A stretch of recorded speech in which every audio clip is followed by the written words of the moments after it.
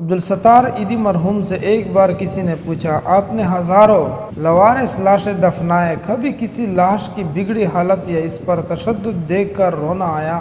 انہوں نے آنکھیں بند کر کے گہری سوچ میں غوطہ زن ہوتے ہوئے کہا، تشدد یا لاش کی بگڑی حالت تو نہیں، البتہ ایک مرتبہ میرے رضاکار ایک صاف ستھری لاش لے کر آئے جو تازہ انتقال کیے بوڑھے مگر کسی پڑھے لکھے اور کھاتے پیتے گرانے کی لگ رہی۔ اس کے سفید چاندی جیسے بالوں میں تیل لگا ہوا تھا اور سلیقے سے کنگھی کی ہوئی تھی۔ دھوبی کے دھلے ہوئے سفید اجلے کلف لگے ہوئے سوٹ میں اس کی شخصیت بڑی باوقار لگ رہی تھی، مگر تھی وہ اب صرف ایک لاش۔ ایدی صاحب پیر کچھ دیر سوچتے ہوئے گویا ہوئے، ہمارے پاس روزانہ سینکڑوں لاشیں بھی لائی جاتی ہے، 10-20 بھی، مگر ایسی لاش جو اپنے نقش چھوڑ جائے کم ہی آتے ہیں۔ اس لاش کو میں نے غور سے دیکھا کہ میرے رضاکار نے بہم پھوڑ دیا۔ اس نے کراچی کی ایک پوش بستی کا نام لے کر کہا، یہ لاش اس کے بنگلے کے باہر پڑی تھی۔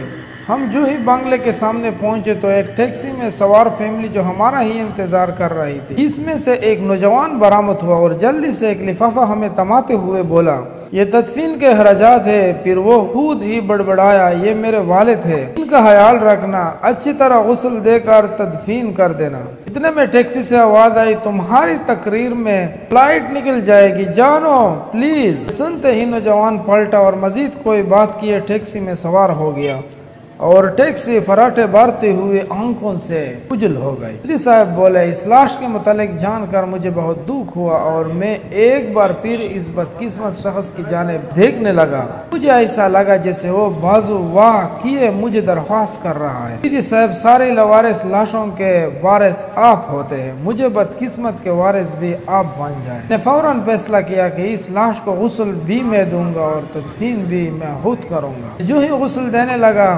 تو اس اجلے جسم کو دیکھ کر میں سوچ میں پڑ گیا کہ جو شخص اپنی زندگی میں اس قدر معتبر اور حساس ہوگا، اس نے اپنی اولاد کی پرورش میں کیا ناز و نائم نہ اٹھائے ہوں گے۔ اگر بیٹے کے پاس تدفین کا وقت بھی نہ تھا، اس سے باپ کو قبر میں اتارنے سے زیادہ فلائٹ نکل جانے کی فکر تھی۔ اور یوں اس لاش کو غسل